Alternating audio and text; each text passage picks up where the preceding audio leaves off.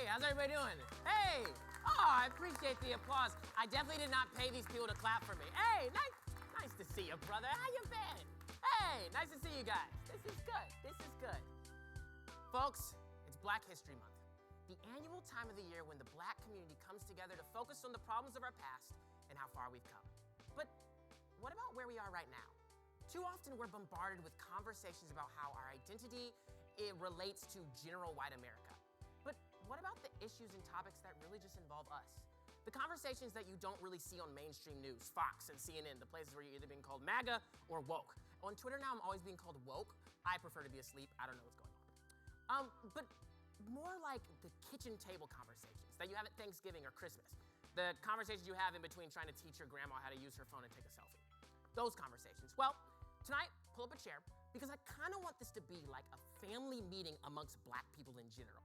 And if this is like any family meeting I've been to, we won't necessarily agree on everything. We may not even be on one accord, but we'll have an accurate idea of the state of our community. That's why we wanted to call our show Temperature Check.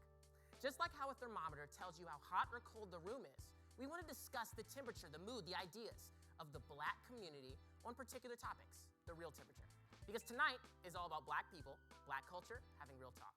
So I want to welcome you guys to Temperature Check. We have some great things in store today. But before we do that, I want to give a shout out to my really special, awesome, super awesome panel for joining me tonight, okay? I want to shout out Tyler Edgar. Tyler is a broadcast journalism student here at Oakwood University. He's a sophomore. I went to Pine Forge with this guy. He's super awesome. He's also an amazing musician. I've seen him perform at AYM multiple times. He's amazing. Malika Jarvis is the president of the NAACP chapter at Oakwood University. She is also a junior political science major. I have classes with her. She's 10 times smarter than me. And she's also fresh off of a successful campaign as USM Vice President. Let's give her a hand. Yeah. Congratulations, ma'am. Dr. Carmen Buckner is a clinical psychologist in the state of Alabama. She is also a researcher and educator with interests in African-American young adult identity and family dynamics. Dr. Benson Prigg is the chair of the English department here at Oakwood University. I've been on a few school trips with this guy, most intriguing mind you will ever meet. Mr. Stephen Foster is a retired advertising executive and media consultant. Today, he is a freelance journalist in which he has been an op-ed community columnist with the Huntsville Times. Thank you guys so much for joining us. Thank you guys. Are you guys ready to get started? Or I can go if you don't. No? You guys are cool? No? Okay, that's fine. All right. For our first segment, we thought that once you ask people questions, you normally get predictable answers. But what happens when you hide their faces, distort their voices, and make their responses anonymous? You probably get a bit more honest. So this next segment is called What If Black People Were 100% Honest? Take a look.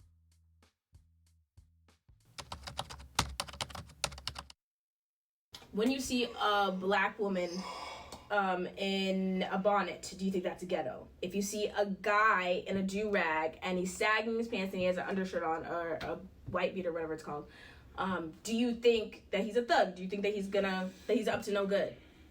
What do you think about that? Not necessarily they're up to no good, but I was raised not to do that. I was raised that a woman walking around with bonnets is not okay. I was raised that sagging around wearing a do-rag is not okay. It's not only because it's not about a racist thing, it's about a life thing, because the reality is the world is against us. The world is against Black people. And if people see you like that, they're automatically associating you with a group. If you go to like a country that has that's the really thick Catholic countries, if they see you with like a hairstyle like dreadlocks, it's even in the US too. They see you with a hairstyle like dreads. Okay, cool. He smokes marijuana. He likes rap, and that's who you are to them now. And you can be the most proper person. So it's not really more about don't do that because it's ghetto. Don't do that because if you want to be successful in life, you have to present yourself in a successful way. Because if I see someone, he could be the smartest, more proper person. If I have a job hiring and someone walks into my office, he's sagging, he's wearing a do-rag, I'm going to say no because you don't carry yourself right. And no one's going to accept you for who you are. They're going to put you in a certain group and put you in a box. And if you don't want to get out of that box because it's my life and it's my freedom of will, then that's just you. You're just dumb. And you have to realize that, okay, cool, if I want to, there's certain people in this life who are against me, and they're gonna put me in a certain box if I don't present myself a certain way. If I want to get to where I'm going, I have to present myself a certain way. Even if I don't want to change my values, I still have to value how I present myself, how I show myself, how people see me. I mean, yeah, to kind of go along with that, yeah, for sure. Like, we got to get out of the mindset as a black people, or even as minorities, that no matter what I do, they have to accept it and then attach what we our mannerisms or things that our life's choices that we make and say, oh no, listen, I'm black, so this is me just being black. When it's no, you're just doing what you want to do. Don't try to throw, put the black name on there and drop a name just so you can, live how you want to live. Exactly. Just be okay being yourself and doing that, and stop trying to drag, the black people along with you on your little ride of attention seeking or whatever, your lifestyle choices. Just be you. Okay, yeah, you're black. Okay, but just because you sag your pants, all right, don't try to make that a black thing. Although, that's how society paints it. Or just because you wear a do, oh, well, I just mean just being black. Or because you choose to wear a bonnet when you walk out the house, just mean just being black. Exactly. That is not being black. Exactly. That's just a mannerism that the black people just happen to pick up along the way, due to kind of what, society paints, and let's be honest, our music and our TV and, the things that we partake in the black community affects a lot of those things. But we also have to know where that's been fed from, who's feeding us that. Yeah, exactly. So, I know, like, and the way I look at it is, like, you don't say, well, no, this is not me being a thug, when that's what thugs wear. If you don't want to be perceived like a thug, don't act like a thug. That's just point blank. Right. You have dope dealers and people like that, people that live a certain lifestyle, that have chosen that as their uniform. So when you put that on, don't get upset when someone mistakes you for working at McDonald's when you have a McDonald's uniform on. Right. Exactly. And it's not a thing to say you're less than anyone else. It's just a thing, like, you gotta present yourself in a way that you want to be received. That was our 100% honest segment. We're gonna see a few segments like that. I actually haven't seen it yet, and now that I see it, I'm like, I wish I could, like, get a voice distortion thing and put it in my throat, because I want my voice to be that deep. Like, I feel like I meet people and it's just like, oh, he's a first tenor. I want to walk into a room and sound like the guy. Who's the guy that played Darth Vader? Earl something? Huh? James Jones? You can talk to me. Oh, James Earl Jones. I want to sound like that anyway. But anyway, we're going to see mini segments more like that. I kind of want to open that up to my panel. Does anyone have any initial thoughts when it came to that video or anything? I mean, when you see... I remember one person, one of our anonymous interviewees, they said when you see someone, when you're dressed a certain way or you're expressing yourself in a certain way, you're assigned with a group. Do you feel like we should do that? Because a lot of these conversations, again, I want this to be revolving around the fact of what's the temperature? Where are we? Do we like where we are? Where do we want to go? Well, I sure would like to associate myself with that last speaker. I'm an old guy, but we have two cultures, it seemingly, in the black community. We have a thug culture, and then we have the rest of us. And the thug culture, it seems to be, in vogue. It seems to be cool, and but it has so many negative aspects to it. And that guy was very articulate in explaining. The pros and cons of the thug culture. So I really, I'd like to hear that again, as a matter of fact. No, that's very interesting. It'll be on the live stream. When you said there's two types of black people, it reminded me of an old Chris Rock stand-up bit that I probably couldn't quote because our equipment belongs to a Christian school. But very interesting. Does anyone else have any thoughts? Go ahead, Tyler. There was a lot that was said, and I agree with a good amount of it, and let me not say that. I agree with most of everything that was said, and it just goes to show how perceptive people could be of our culture. Like, we know that there's a stereotype that's been placed on us, but it's like, what are we really doing about it? You guys see me in my Walmart uniform. I don't. You see me with my bandana on. I would hope you guys don't think of me as somebody that's just a thug in the streets, just trying to work at Walmart, to do extra stuff. I'm actually a college student just trying to handle my responsibilities the best way that I can.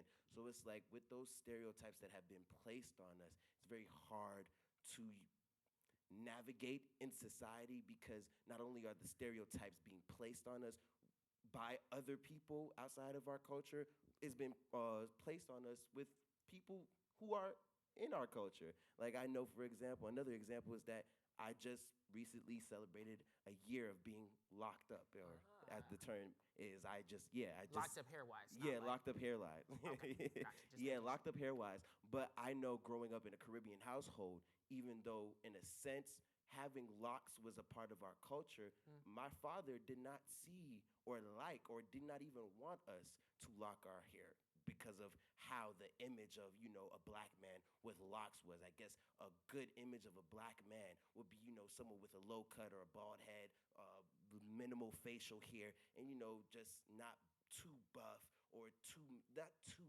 much. So that's my opinion on it. That's interesting. I appreciate that. I think I heard Malika wanted to speak, and then I'm going to throw it to Dr. Prig. I think it's interesting just to see the different perception. If we look at what a bonnet and a do-rag is, it's to protect our hair, right? So if we're looking at it from a Eurocentric perception, it looks like ghetto and thug because it's not what they're used to, right? So it's interesting that that's defined as ghetto because that's what you usually see in black communities because black communities are trying to protect their hair. So I think that's very interesting. And I think it's also interesting when you talk about jobs and what's appropriate for the workplace. Natural hair was not appropriate for the workplace.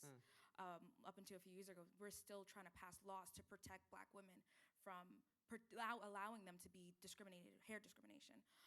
So I just find it interesting to kind of see that perception and that perspective, especially where it's coming from. Yeah, Crown Act. I saw that on John Oliver, I think. That's good. I Dr. want to Prig. push back on what Brother Foster had said in terms of we have these two groups, the thug and the rest of us. Okay. And I think that's part of the problem where we're buying ourselves into these dichotomies. There's a lot of in between as well. And when we look at the word thug, thug takes on a life of itself.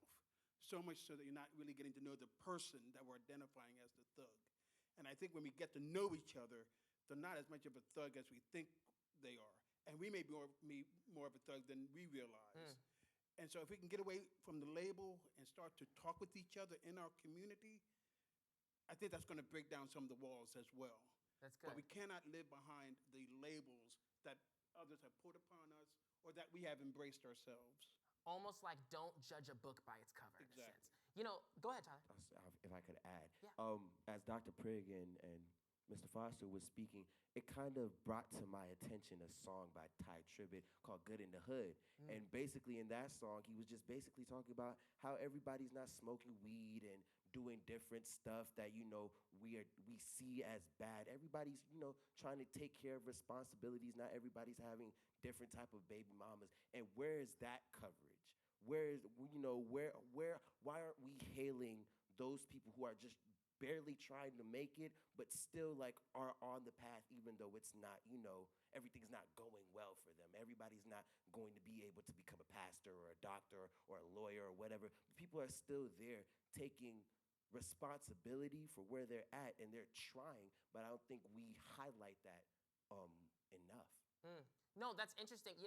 I'm thinking about what Dr. Prig said about not judging a book by its cover. You need to get to know me before you would assign a label to me. So I'm thinking about maybe a week ago. I was with my friend. We went to Walmart, and it was in a part of a town that you would consider like the black part of town. My laptop was out. I left it on the passenger seat. I was about to lock my car, and they was like, "Oh, you need to cover it with something, right? Don't let it just be out in the open." But what I noticed is when I'm with people or with my friends, let's say we're in the more white suburban part of town, I don't really get those same sentiments. I would judge that, but then I remember the times that there actually have been times where, let's say, I'm walking alone in the street at night and a black person, not just a black person, but a black person with a specific way of dressing, a specific get-up, and I kind of clench my phone and clench my wallet. And my first thought is, am I racist? I wanna ask you that. I mean, do you guys have that same scenario? Maybe I could throw it to the women and ask, like, when you guys see a black man across the street, do you have that same type of clinch perception that maybe if a white person was doing it, we'd point and say, racist? Dr. Buck. I find it funny. Really find it funny that we have to ask ourselves, are we racist? But the identity part of it is what I'm trying to just really understand. we have to understand the impact of the trauma of racism. Forgive me, before we actually say what are we looking at, right? And that takes a long conversation because you've got trauma from generations that are now being expressed through the last generation. You've got trauma of people watching their parents being denied for loans, for car opportunity, for job opportunities, for housing, and they've learned that the best way I can show who I am is through my own personal expression, right? So that's all some of us have been used to seeing, that when my mom, even though she works for this home and they treat her like dirt, when she comes home, she can put on, and when she goes to church, she looks sharp, and when she goes on her own shopping, whatever, she changes, and she says, that does not define me. What you see right now is what defines me. What we're probably disappointed in is how it's being portrayed out there, and we're being treated like what's being said out there. But I like expression because it's emerging in the face of a whole lot of restriction, right? Also, you got to think of the economy and how a lot of the stuff that Black people are saying is theirs is kind of portrayed for the money's sake, right? It sells. It sells for me to look a certain way. So I'm going to do this. It gets attention of those people who can write big checks. You know for sure now, because we hear all kinds of talk, but you know for sure that when there's reality television shows, they're told to hype it up. They're told to make it more. They bring in people who will instigate. They ask you to put on something extra just so that, they're going to get the views, because there are people out there who, that's all that they believe this culture is. So it's buying. They're buying it. They're paying for it. And we're eating it up. But at the same time, that's all we've been given, or we're told the rest of the stuff that you can identify with, that other society parts have been able to do, the housing, the wealth, the resources. No, you don't get that. You get what's left. Yeah. Oh, wow. And we're taking it and we're making something of it, but it's still as a result of trauma from generations of racism. So I don't think we need to be so ready to put labels as much as we need to start really asking ourselves, okay, so am I expressing myself, or am I saying this is all that you've given me? Wow, man. We picked a good panel. That's good. That's good. But would you say that there are people in our community, Black community, who are appropriating thuggish life? Appropriating as in saying, this is what you want me to look, this is what I want to look like? And using it for their purposes. Let me they're not really thuggish. Let me put a pin in that right now, because we have to go to our next segment. Well, think about it. But I love these conversations so much, and I want them to keep going. Anyway, as I said earlier, this program is about Black people having real talk about Black issues.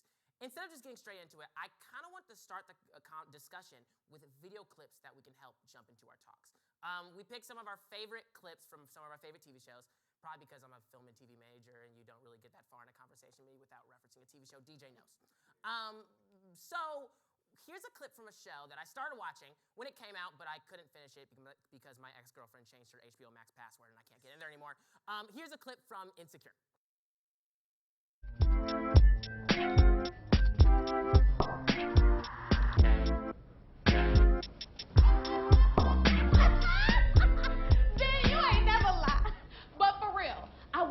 With Merrill and Johnson on the chin case, and I had to send myself to HR because Johnson is on.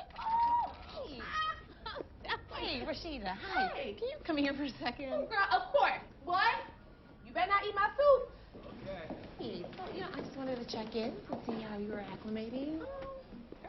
I'm good, thanks. Good, because, I just want to make sure that no one gets the wrong impression of you. Why would they? Mark said I was doing great. Yeah, and you are. It's just, sometimes you can be a little... Girl, you know how these white people are? If you want to be successful here, you got to know when to switch it up a little bit. Hmm. I appreciate your feedback, but I didn't switch it up in my interview with the senior partners, and I didn't switch it up when I was named editor of the law review, so I don't think I need to switch it up now. But thank you so much. I was trying to help. Good stuff. You know, for everyone who doesn't know, I actually used to date Issa Rae. She got the title of her show from the nickname she used to call me, Insecure. All right, so let's jump into it.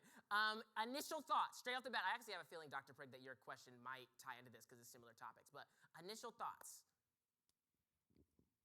Well, I'm glad that I didn't actually identify what thug culture looks like.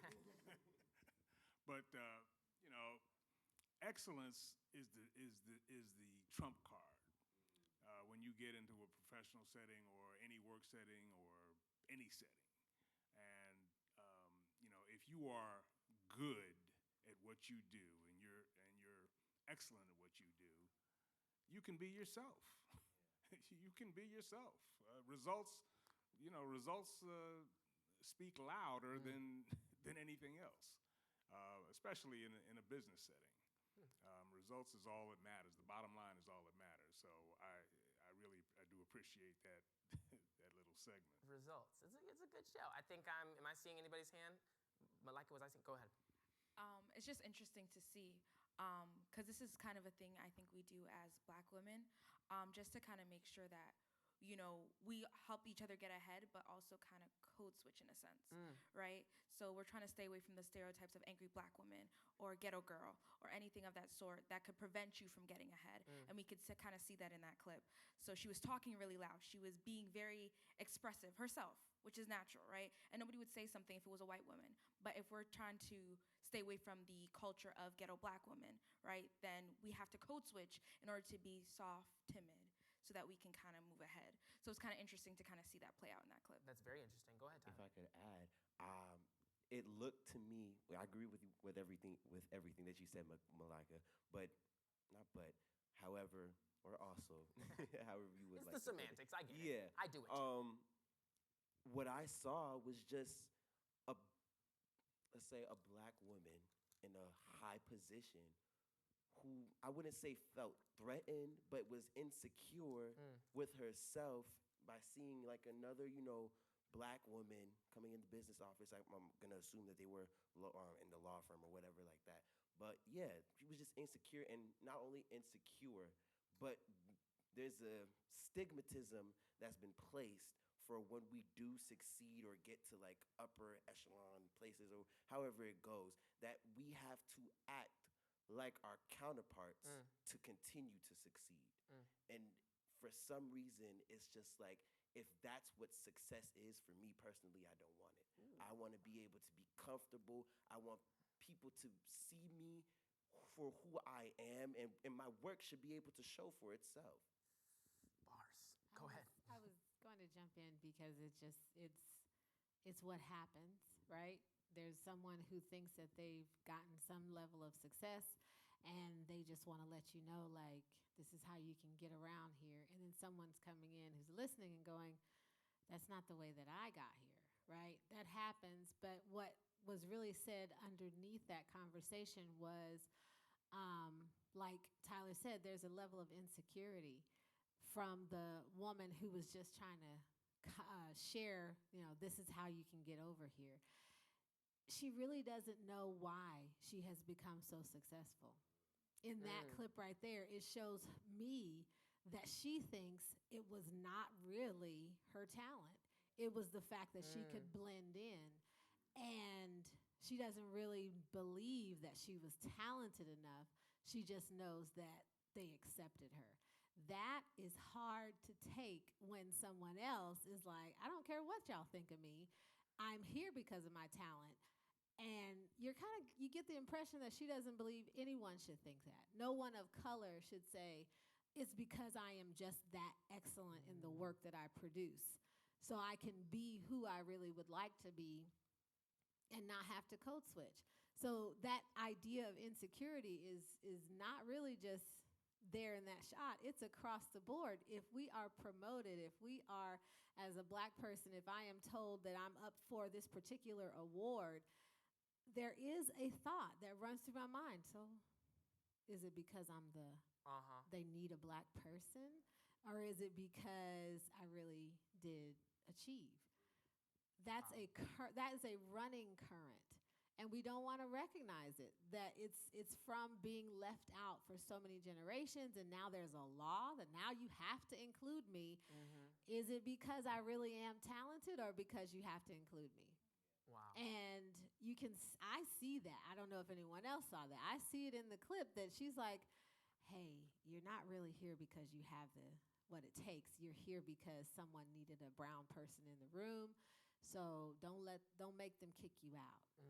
You know, not because you've got all the talents in the world and you're topping your class. No one ever gets to that conversation. And she's changed her hair. You know, of course, for a show, that's probably a wig. But you get the impression that she's changed her hair. And when she gets off work, she's letting it all out. And she's just as comfortable as the young lady who was walking by. But for this arena, you know, because I'm not really sure, let's just be safe. And that's what I want to bring out about that clip. That's good. I saw Dr. Prigg, and then I'm going to go to Malika. We don't have enough context for these characters. So I don't know what the person who was trying to give advice, what her story is. We don't know what she faced.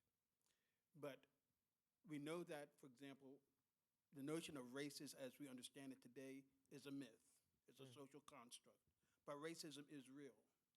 And it's almost like a little boy who saw this beautiful, colorful snake, baby snake, seemed to be harmless, picked it up, put it in his pocket, and then sometime later, the thing bit him, all right? And the boy said, well, why did you bite me? He said, because I'm a snake. So she may not have faced any racism yet, but she's going to face it. And how are you going to deal with that then? I'm surprised that the boy in that story didn't say, you're a talking snake. That's what I'm surprised he didn't say. Malika, go ahead. No, I think it's interesting because Dr. Buckner brought up a good point that you're here to check off a box, you know? So if you're there, and especially for a lot of older generations, I'm speaking for what I've seen growing up, especially since my family started working in the professional setting, you were here to kind of check off a box. So you kind of had to do what you had to do to kind of stay in that box. And so not that you were more so like a talent in a sense, like we're not looking at you for a talent, we're doing this because we have to stay in an illegal point, we have to keep you, right? But it's interesting to see that how things are changing, right? From that you're able to kind of, how Dr. Butner said, kind of like to express yourself because there's so many, right? So now I'm talented, I'm here because I have talent versus I have to kind of stay in a box because I need you as much as you need me. Kind of mindset. Yeah. Yeah. That's interesting. Did I see your hand? Yeah, the insecurity that was portrayed in that segment and that Dr. Buckner was talking about has actually produced another subculture in our community of people who actually live and breathe for the approval of white people. And, you know, I mean, I can name a few people that everybody, you know, but I mean, it really has. I think, I mean, these people actually think that the way to get ahead is to curry favor with white people in any way you can. So that insecurity has bred that. Yeah. You know, oftentimes I feel like when we talk about the concept of code switching, we talk about it like it's pragmatic, like it's a necessary tool you need. Oh, you change your appearance, you change how you talk in all areas, whether it's with women or men or whether it's anywhere. Dr. Buckner, do you personally feel like code switching is compromising for you? In any extent, you can say with this situation, I don't feel like, you know, I'm willing to change this thing just to become successful, but does it come across as I'm compromising who I am? I think the simple answer is yes. Okay. It is a compromise, but it's for different reasons. And I think that changes over generations too. I think I just want to flip it back to being aware that each generation of faces this same scenario in different ways. And I think that conversation about the wearing of the do-rag and the hair cover, hair bonnet, is another way of pushback against that code switching almost requirement. But I think it's always a compromise because people of color have to read the room, and for their safety or for their economic survival or for their personal psychology, for their mental health, they have to hold something back. Yeah. They have to change what they read in the room as possibly offensive, not because they care about that person's offense, but because that person's offense can result in the loss of something for them. So that has to be a compromise, but it's not just because I'm a weak-backed person. It's because I realize that the loss that I would face is too great for me to push out and say, you can't make me change who I am. So I'll just hold back because I need this job. I'll just hold back, or I'll change the way I talk because I need to be considered as safe. I need my children to be able to have a better life. So I won't come in and talk about the injustices that they face in their classroom. But when I do come, I'm going to be as calm as I can. I won't come in with, so many things that I would normally wear. I'm going to portray myself in a certain way for the safety or the survival or for the risk of loss. And that's the way I see it. But simply, yes, it is a compromise, but for the various reasons that I said. Tyler, let me ask you this and then we'll get out of here. In an ideal state, would we have to be code switching? And if not, should we be actively trying to create a world where we shouldn't have to code switch? I think so. Yeah, I definitely think so. I was going to add on to what Dr. Butner said with the code switching topic that, it's code switching shouldn't be a bad thing in the sense where it's like it allows us to read the room. It allows us to,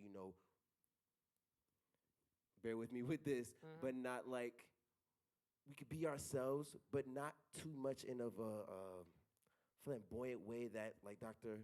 Buckner said, like it doesn't hinder or it doesn't allow some negative effects on everybody around us. Now, what I will say is that there should be a healthy balance for code switching. And when I say there should be a healthy balance, all I mean is that we shouldn't allow code switching to be our whole identity. I feel like a lot of people in our community take code switching as like a good tool or like just, there's a word, there's a specific word for it, but like there's it's like a trump card, not a trump card. There's definitely a word for it. I can't think of it. Yeah. But yeah, we value the ability to code switch so much that it hinders us from sometimes being ourselves and just living. Yeah, just living. So I think to answer your question, yes. That's good. Agree.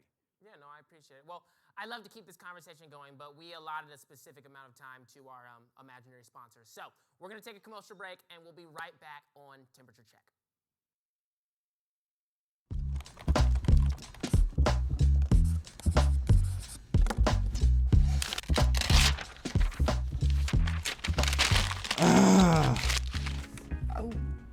Are you okay?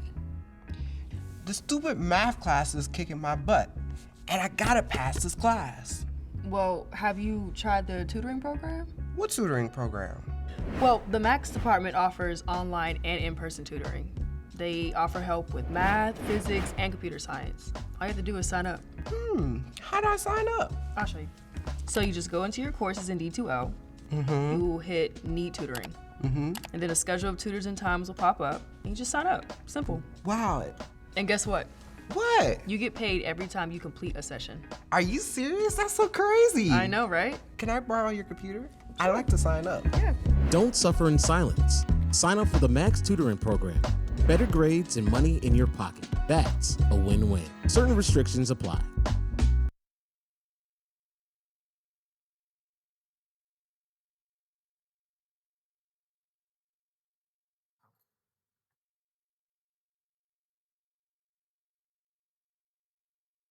witness what happened during the break. As you guys know, Will Smith emerged from the audience and slapped me in the face. I apologize. This was not supposed to happen. I'm sorry. That joke really always kills. Like it's been a year, and then even if the joke doesn't kill, like you still get like the nose exhale. Like sometimes like you have a good joke and it's not necessarily like a laugh, but you get like a, like everyone go with me like, yeah, like that's a good joke. But anyway, we are going to have what I want to call a live version of our 100% honest question. Okay, I have a question and I want to ask it to our panel and audience. Here's my question. When you hear the term black-owned, does it ever speak to you black-owned equals less quality?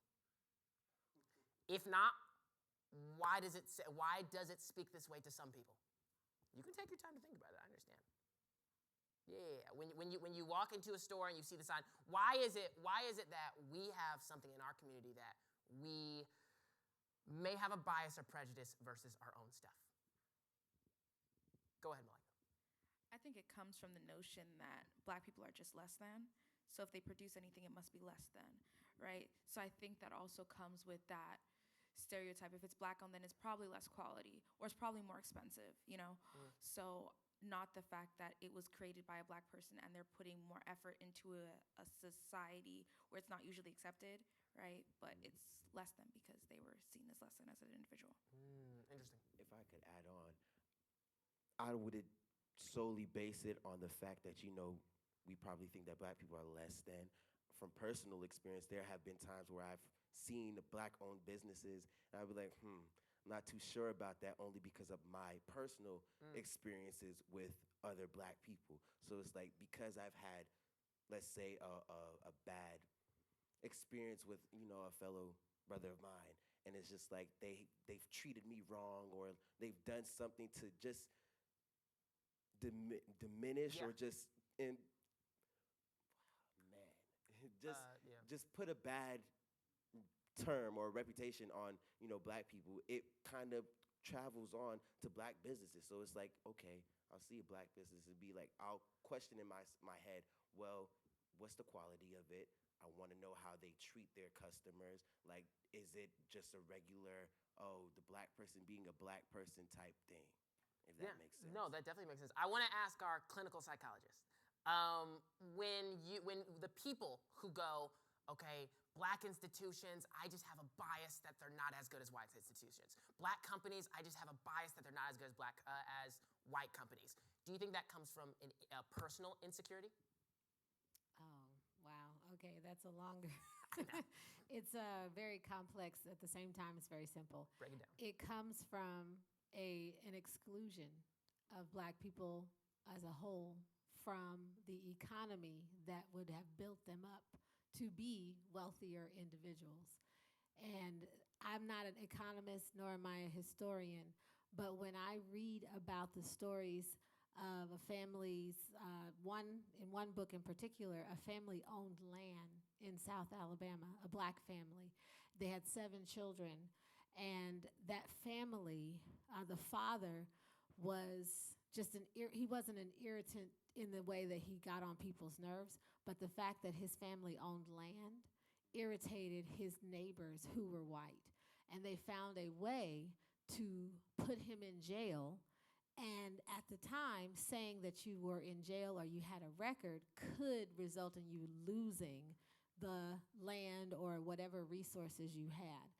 That man ended up being killed on his own land. Oof. His oldest son saw him being killed, and the rest of his children all suffered. And for the next 3 generations, they lived in poverty because this man, in his affluence, angered the people that were around him. And not because he stole from them, but because they believed that this black family should not have more than they had as white people. That's a generational impact. Wow. And if that is something that's, even if it happened only one time, the fact that I hear about that story makes me wonder, what did we grow up thinking because of the need for safety just because we needed to survive. We diminish or we find safe places for the ideas that we have, and often that's within our own people. It's often that a black person will be denied a loan. I don't know if that's changed today because there's just a lot more talk about it, but I know in the 80s for sure, I've had relatives who wanted to own a business and were denied loans that would have started them off. So they had to start with the back of their car. They had to sell out of the side of the storefront that the friend would allow them to hold. And that gave the impression that they were less than. But they were less than in someone's eyes before they even started their business, because someone said, well, you won't pay us back. So that generational impact is what you still have to think about. Even when you say, I don't know if I'm gonna go with that because, the last time so-and-so happened that, it didn't go so well. You have to think about what the average black person has to go through in order to set up something. It's usually 4 or 5 steps behind what the majority culture allows for their own people. Wow. That is something to consider. Now, simply for me, I would prefer to work with people who have the same mindset that I do. I just don't encounter a lot of white people who have the same mindset that I do. So a lot of the things that I need in terms of big events or plans for whatever it is, I have friends who have friends who recommend someone to me. I haven't had a negative experience where I'm like, okay, that's going to make me think twice next time for using a black-owned business.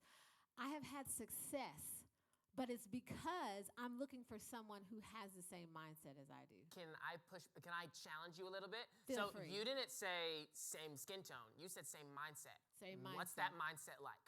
Mindset for me is approaching things from really the impact of my culture.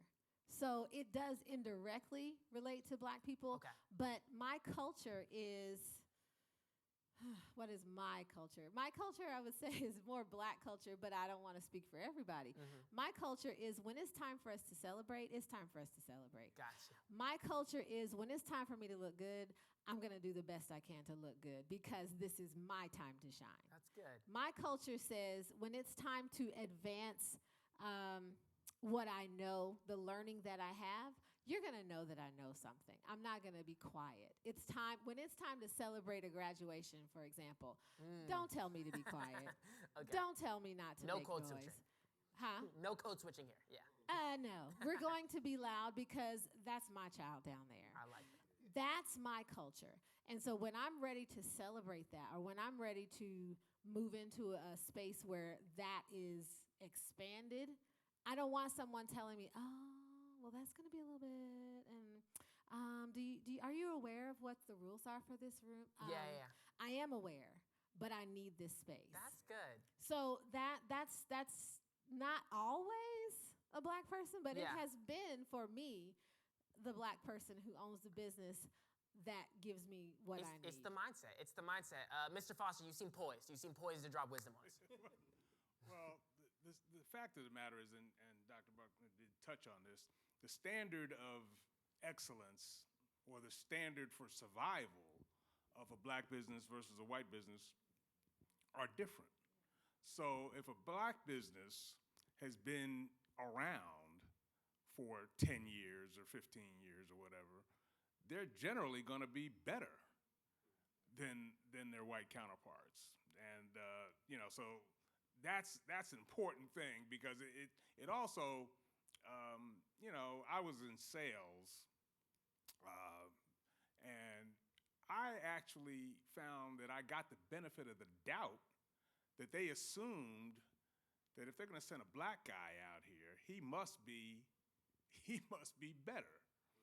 So I mean, you can really look at it from a positive perspective. Yeah. If a black business has been around, they're probably better than their white counterpart. That's good. No, I appreciate that. Dr. Prague, it seemed like you had something to say. So going back to the original question about black-owned, Of course. I was kind of surprised at our younger panelists' response to suggest that we often associate something that's negative or less than. When I think black-owned, I'm thinking something that is authentic, creative, imaginative. There was hard work put into that.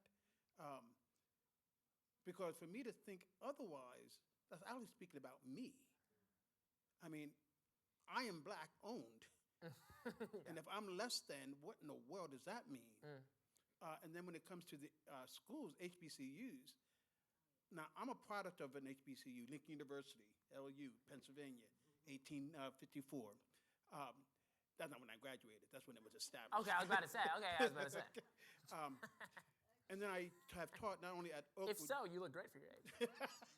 Not only at Oakwood, but also at Lincoln University for several years. And when I think about how students come into the university and how they go out, with the resources we don't have, HBCUs are miracle working institutions. We transform people. That's powerful. I'm not sure you can say that about every other type of university. Yeah. But we really change people and they make a difference. So this is rich. Yeah, part of that change in mindset that it might be less than has to come with the commitment that you will make it better if you are a part of it. I'm also a product of HBCUs from undergraduate all the way through the doctoral degree. That was my intention because I knew what type of atmosphere I wanted to be in. And even if there were other non-minority students in the program with me, it was housed in an HBCU. And it had the atmosphere of, we're going to support you. We're going to make sure that you make it. At the doctoral level, of course, you have to stand on your own 2 feet, but they were concerned. They were asking about me. I have been in environments academically of primarily white institutions, or those institutions that now call themselves minority serving, that started off predominantly white. There is still, and I'm not blaming the people, I'm blaming the system, because the system has said, we're just shuffling them through.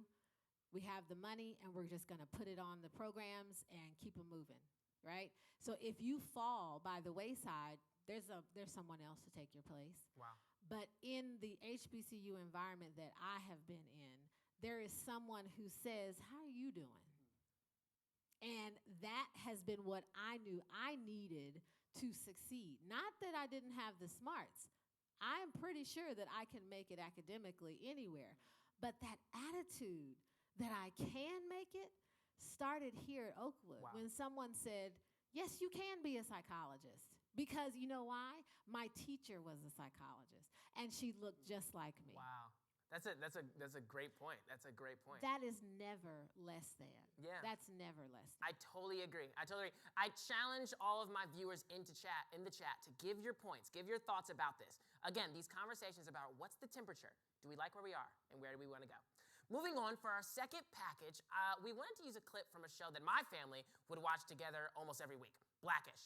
You could use almost any episode to start a discussion like this, but we wanted to use an episode from their first season, which touches on a subject we've probably almost all encountered. Take a look. Jack! Where are you, Jack? Not her. Oh my God, you guys, my son is gone! He's been kidnapped! He's little, he's black, he's really cute. Who wouldn't kidnap him? It was only a matter of time. He's very small. Ma'am, calm down. Just calm down! Listen to me! I'm gonna fast forward through what my wife said to Officer Hernandez. It doesn't show her in the most flattering light. But I think it's a good reminder to all of us that you never tell a frantic black woman to calm down. You gotta go find Mike. What are you doing? Go! Go! Yes, ma'am. Jack, where are you? Oh, God. Jack! Remember the ass I mentioned earlier? Here he is, our son. Mommy loves you. Oh, God. He'd hidden again. It was a game to him. A game we all hated called Jack's Missing and maybe in a white van with no windows. I found him. He's okay. Oh, God. Oh, my God. Everyone's okay. Whew. I love a happy ending. Were you hiding? Were you hiding in there? You scared the hell out of me. Did you not hear me calling your name? I'm gonna go ahead and fast forward again because I don't think you can say these things to a child. When we get home, your father is going to spank you. Did you hear what she just said? Let me play it back for you. When we get home, your father is going to spank you. Let's go. Can you believe her? She got to be judge, jury, and made me executioner. Not cool, Bo. Not cool. Oh, my God. Is that me? Oh, God. Oh, really? Oh, I see. I see. It takes you 2 hours to find a little black boy, and then you're here in 2 seconds when I accidentally steal a clutch? Well, you know what? I'm keeping it. That's right. I'm keeping it. All right. So by a show of hands, who has been whooped, beaten, bruised, spanked as a child? No one? Not many people? Okay. Well, I have a few Nego spirituals that I've written from my experiences. It's my experience. Don't take that away from me. First question I want to ask any of the people that raised their hand. Did getting spanked, did that affect your personal development as a child? If so, how? Good, bad, ugly? Give me it. I'm going to just take the first jump into this. Please. I want everyone to know that this is a recurring research study. Every generation gets asked about this. And I'm just going to tell you what the research says, that being spanked is associated with more negative outcomes. Okay. Now, what colors that differently is the type of parenting style. So it's not just, did you get spanked and then now you've learned you can punch people in the gut. No, it's, did you get spanked and how did your parents discipline you in other ways? Was spanking the only option? And when you say spanked, there is a varying definition of what you mean by spanked. And I did not raise my hand, but I have been spanked. But you associated spanking with beaten, battered, and Sorry, bruised. get jokes. Yeah. And that's how we learn to manage that dissonance. Like, I didn't want to be spanked, but I think a whole lot of people around me got spanked, so it's a funny thing. But we actually, when we think about it, we're like, I didn't like that. But at the same time, once you become a parent, you realize that there was a reason why you felt the discipline before you heard the discipline. And even in my talking about it now, I realize that when people say you got whooped, there's a different understanding for at least 45 to 50% of the people who hear you talk. So it's generally associated with negative outcomes. But the interesting thing is people of color, and this is not just African American people of color are more likely to employ it as one of the ways of discipline. I don't know what we're going to make of that because it won't go away. That's really what I'm trying to say. One of an assortment of many different forms of discipline. Maybe 4 or 5, yes. And in terms of the list, there's, the timeouts, the punishment, the grounding, the removal of privileges, and then there's spanking. And at a certain age, research shows that spanking does nothing. Now, with all of that, it will not go away.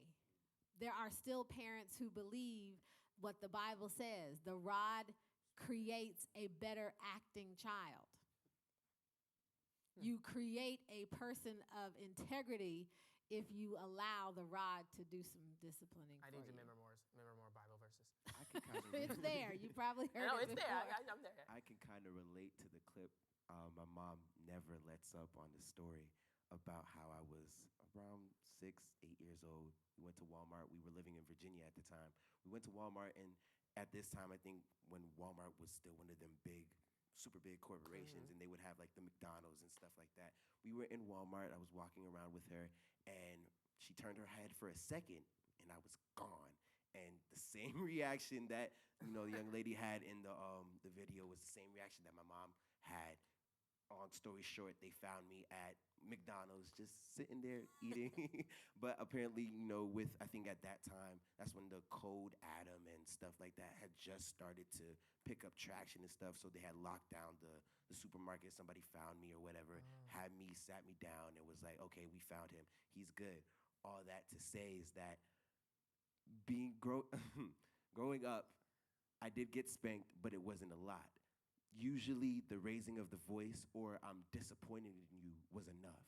Like when I was told by my mother, I'm very disappointed in you, or told by somebody that, I held to high regard that, you really disappointed me. That's not what I expected you to do. It really hurt. And it was like, okay, I don't want this. It brought this feeling of shame. And it was like, I don't want this to happen again. So to avoid getting spanked and stuff like that, like usually the loudness of the voice and the screaming, and it was usually enough. And I would go as far as to say is that, in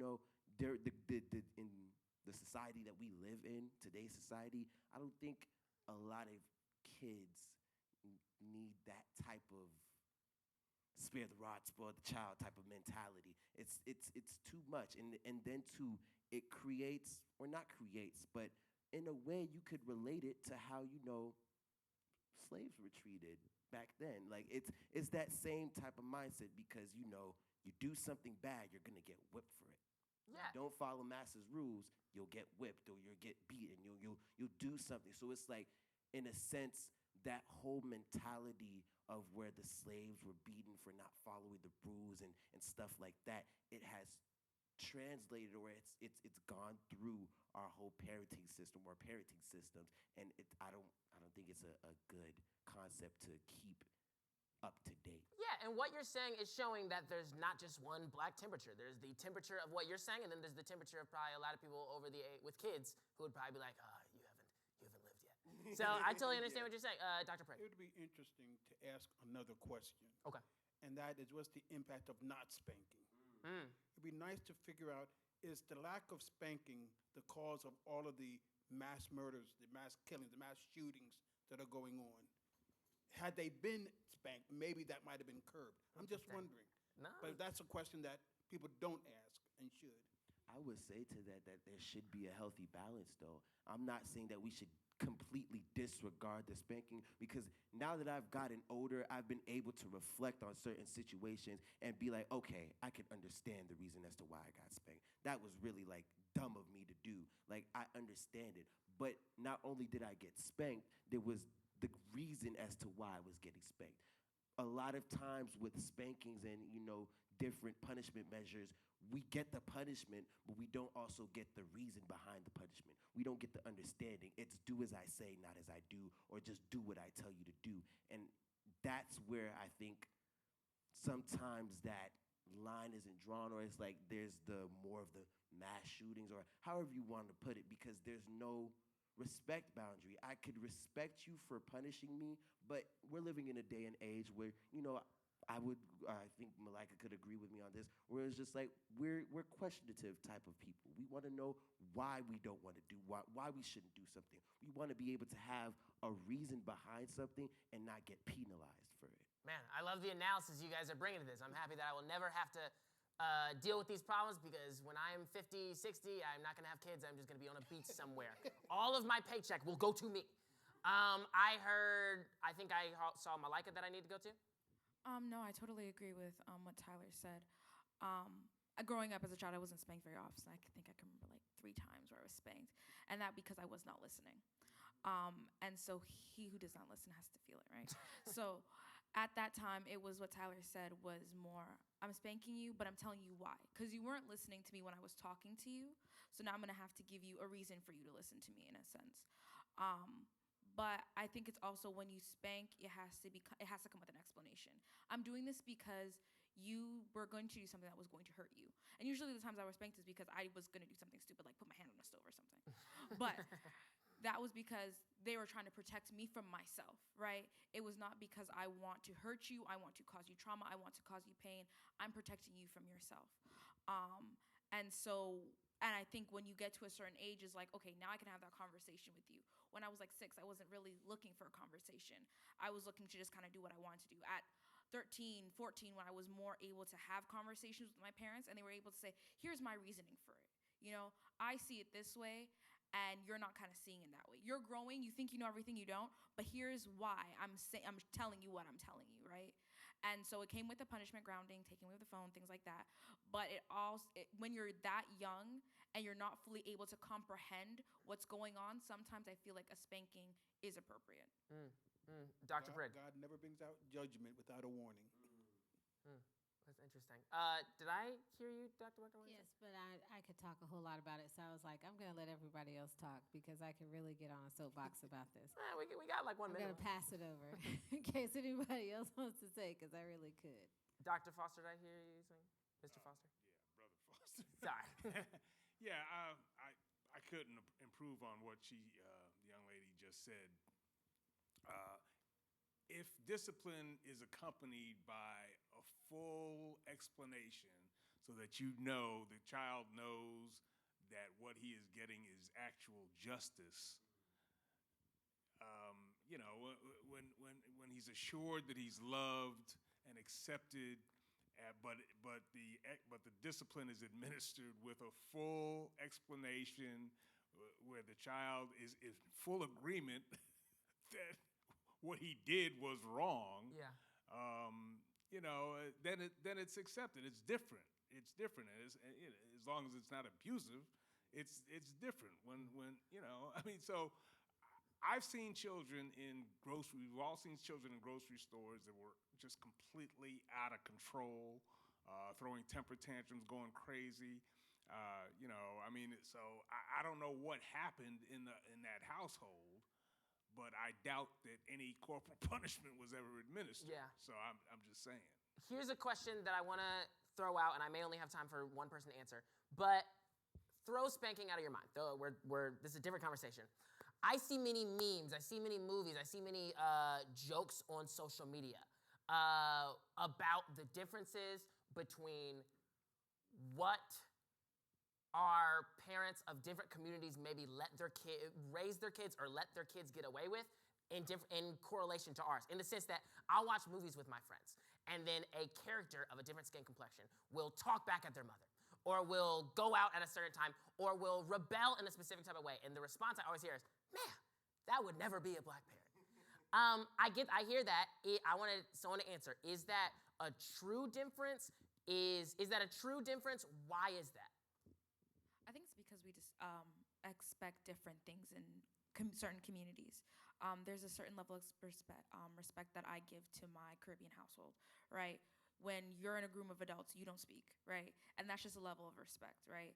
So it's just certain things that are expected as different communities. You're able to do that because I feel like different communities allow their children to kind of do that because we're friends more than they are parents sometimes. But that's just my perception of different communities require different things. It's interesting. That's an interesting question. Thank you. So let me go back to something that happened when my son spoke back to my wife. Wow. And he did get disciplined for that. He got disciplined for that. Not because he spoke back to his mother, because he spoke back to my wife. Mm-hmm. And I said, we don't do that. He hasn't done that since. I get it. No, respect. Go ahead. Related to the question about the mass shootings and those who would take out their terror on other people, there's a continuum of warmth that's expected, and as it lessens, as there's less warmth, you're going to have more hostility. And then there's an expectation, a continuum of genuineness, firmness that also crosses that warmth. So as I am a warm parent, but I'm also firm in what I'm asking of you, there's more of a quality relationship. If I just have firmness with no warmth, then I just have the cold discipline. I just have what we could call a beating. If I have all warmth and no firmness, then I've got a pushover parent, right? So putting all that together, spanking may or may not come into that mix. But when I have spoken to you and we have a relationship and I've said that's not acceptable, because you have a relationship with me, then you're more likely to listen to me, right? The kids who have gone into schools and decided that they need to shoot up the classroom or the school, they are more likely to come from places where there was no warmth or there was very little firmness and no warmth. Like there was nobody that cared whether they got up, went to school, ate good food, whether they showed up at night and went to bed safely. Apathy. There was nobody there. Or there was a home that said, it's my way or the highway, and I'm here to just make sure you have food to eat, but I don't care about you. Your life has been a drain to me, and they hear that every day. So a spanking becomes less important when you think about what's needed in a child's life. They need the firmness, but they also need that warmth. So if I have spanking as one of my tools, I'm not going to use it if my goal is to show my child that I love her or him as they grow. I'm going to be a lot more patient with the things that I just simply call mistakes. And there will be times that I'm going to have to say, you know what, that looks like willful disobedience. We're going to have to address that at the level that will let you know I mean business. Wow, I love it. I love it. I love it. Again, I really appreciate so many different temperatures and perspectives we're getting. I love this panel so much. We're going to take it to a commercial break. Don't change the temperature, because we'll be right back on Temperature Check.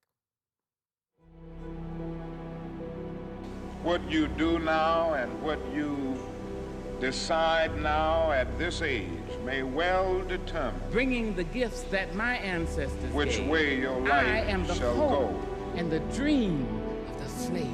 The only thing that separates women of color from anyone else, but most importantly, this is for the men, is opportunity. That we know as the Exonerated Five. We do not want our freedom gradually, but we want to be free now. Your blackness is beautiful. Your compassion, your understanding, your fight for people who may be different from you is beautiful.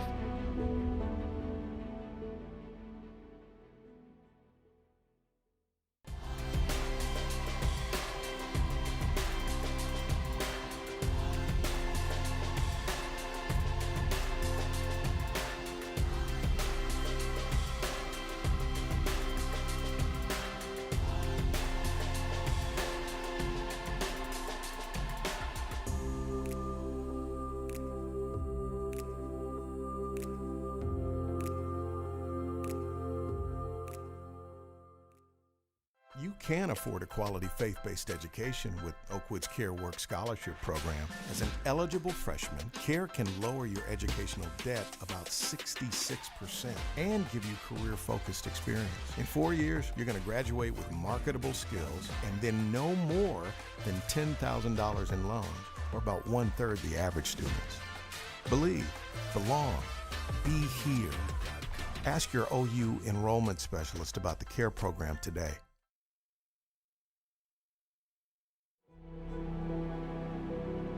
What you do now and what you decide now at this age may well determine bringing the gifts that my ancestors which gave. way your I life am the shall hope go.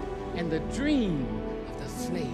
The only thing that separates women of color from anyone else, but most importantly, this is for the men, is opportunity. That we know as the Exonerated Five. We do not want our freedom gradually, but we want to be free now. Your blackness is beautiful. Your compassion, your understanding, your fight for people who may be different from you is beautiful.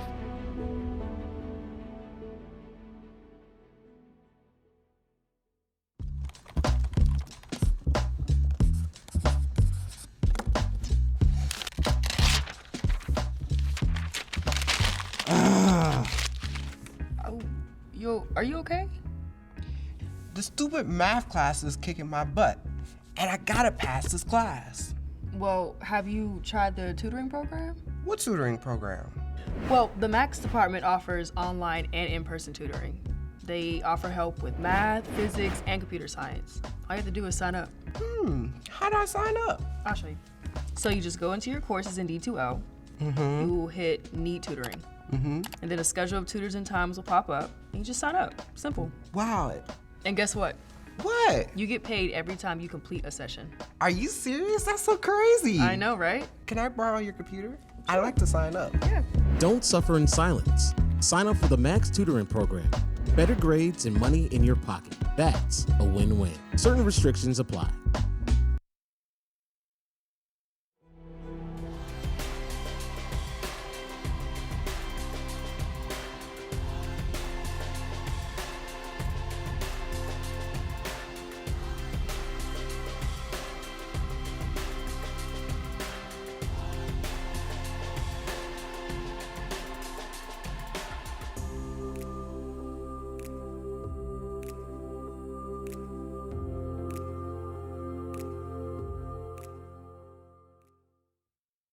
thank you for watching Temperature Check.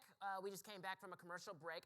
As our show comes to closer to an end, I want to do another segment of our live If Black People Were 100% Honest. So there's a prompt that we want to use for this segment, and our producers came up to it. I wanted to ask the question. Here's our quote. Do black people make racism more than it really is? Do we make it a bigger deal than it really is? Do we blow it out of proportion? Take your seconds to think it over. And then I want to get you guys' thoughts. Simple answers, initial questions, anything y'all got.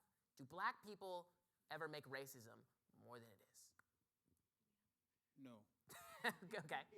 Go ahead, Blake. I don't think we make it a big enough deal. Mm. There are little things and microaggressions that we don't see every day, but we don't make it as big of a deal as it should be. So I think it's the complete opposite. I think we should make it a bigger deal. Mm. I would take the stance of that we probably make it too much of a deal, depending on where we're at. Most places don't talk about racism, don't talk about what the struggle is or what we have to go through, but other places do, and I think we overly exert it, if that makes sense, or if you can catch my drift. Here's a critique that I sense from other communities, and I want to get a response from you guys, right? I remember when I went to an academy that was predominantly white. And oftentimes, let's say if something happened, if a situation happened, oftentimes, we as black people would maybe go, okay, this was a racist situation, or this was a situation where someone was showing some prejudice. And oftentimes, I've heard this critique, honestly, on social media, from news people, in TV and movies, where white people sometimes feel like the word racist is too broad. You guys call everything racist. If I ask this person where they're from, assuming that they're not from America, it is the same level as me saying that they lynched me.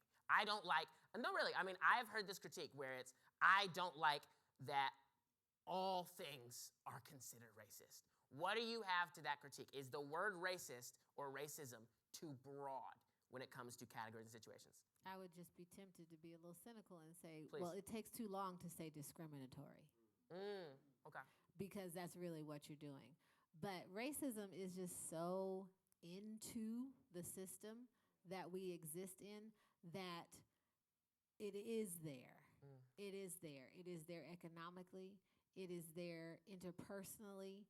And the people who receive it, live with microaggressions and sometimes macroaggressions on a daily basis from people who have the same skin tone as we do, and sometimes from people who have different skin tone as we do. It is there. It is a part of how we function in society.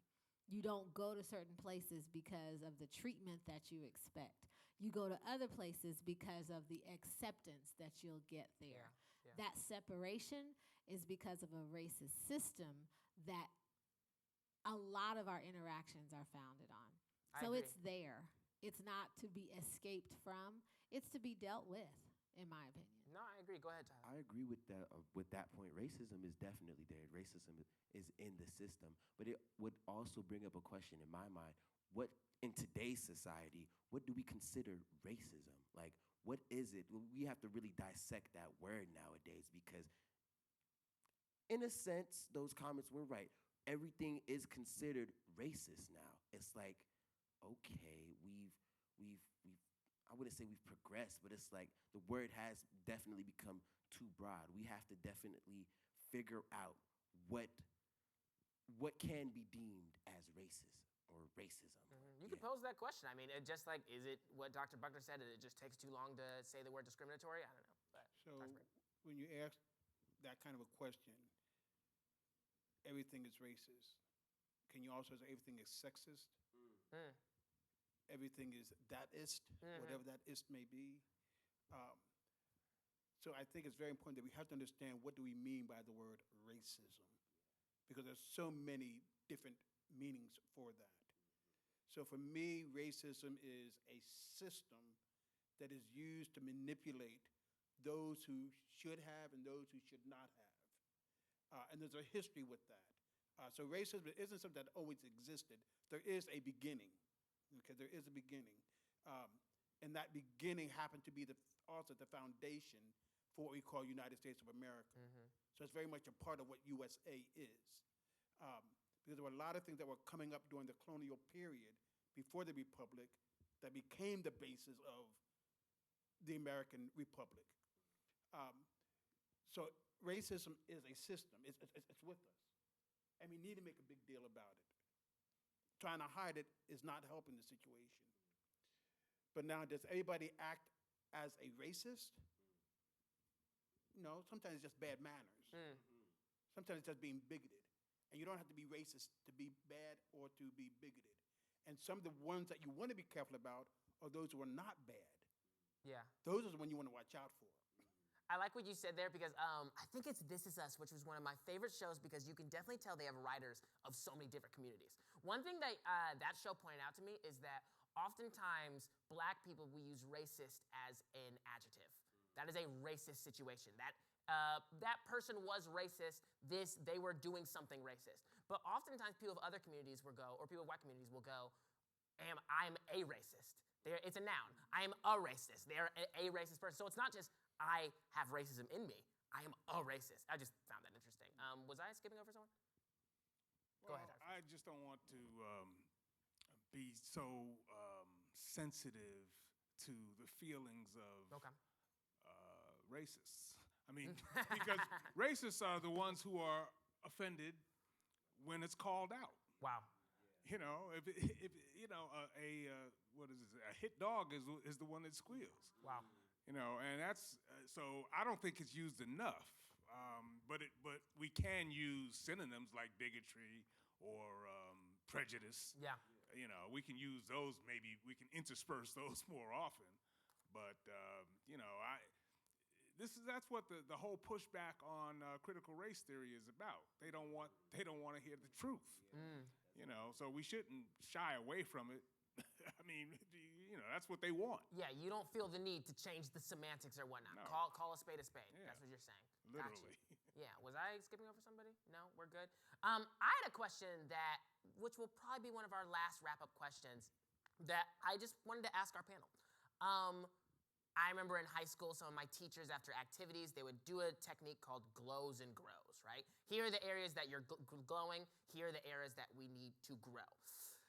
Forgive me if those semantics aren't perfect, but I want to ask you guys, when it comes to the black community, it could be your subjective idea of the temperature. When you guys think of the temperature, maybe based on some of these questions or topics that we didn't get the chance to talk about, what are some places that you may see glows, and what are some places that you wish you could see grows? Go ahead, doctor. I think where we could grow is if we would be more like what I believe is the biblical Christ, which is not to be marginalizing anybody for their differences.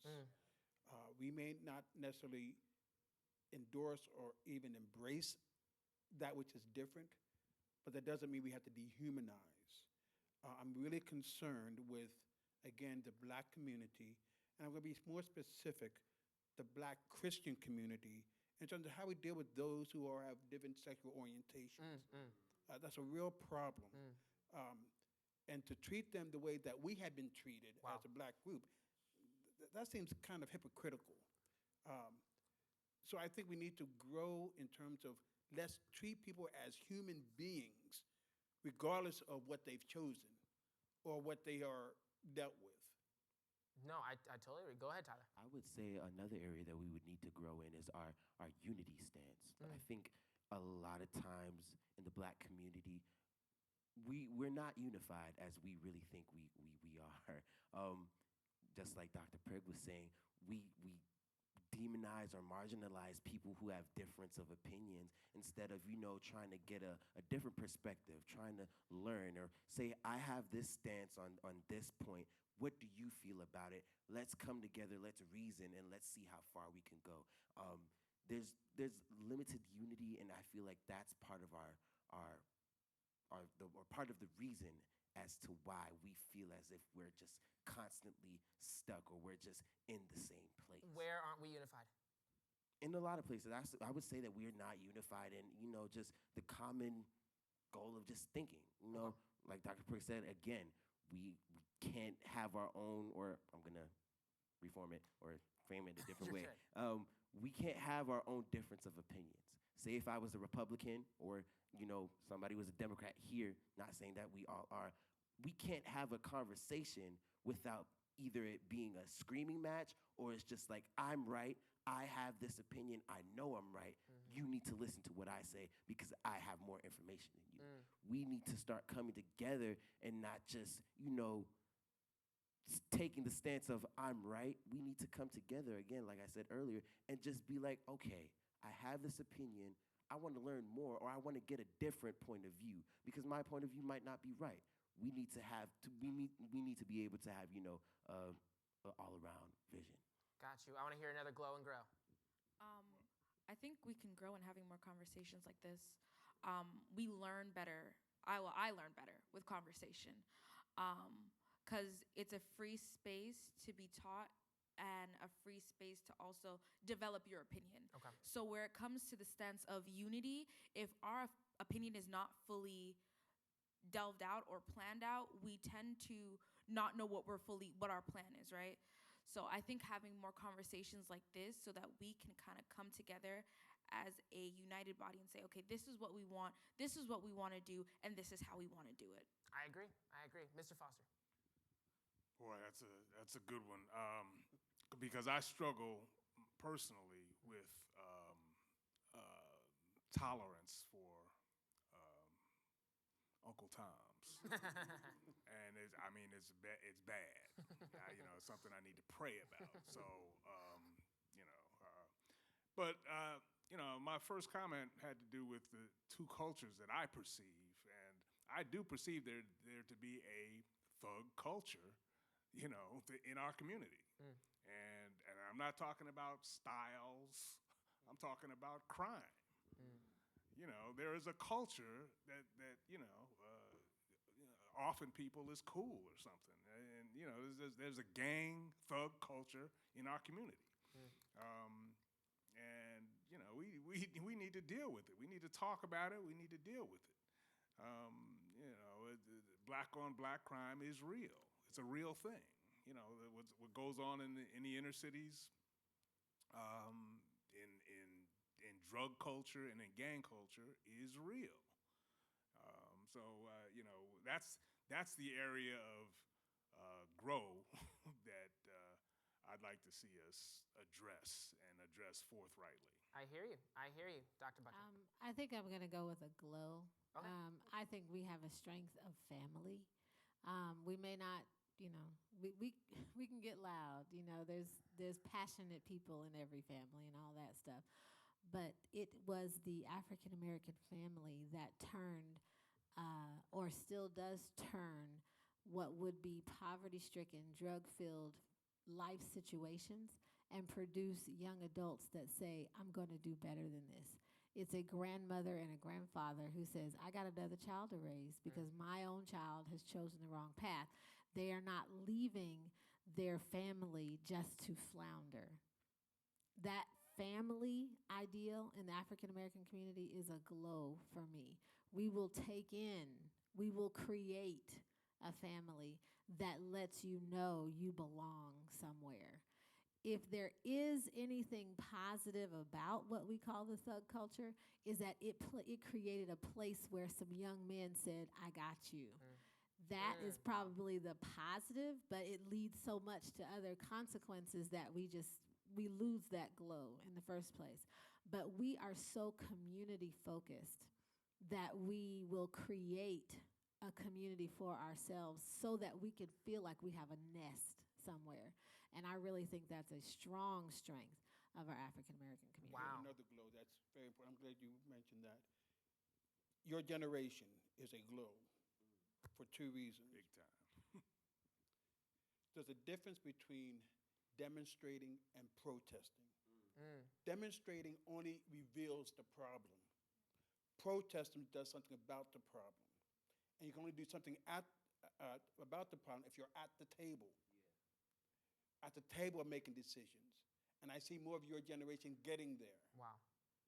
That is something that we got to continue doing.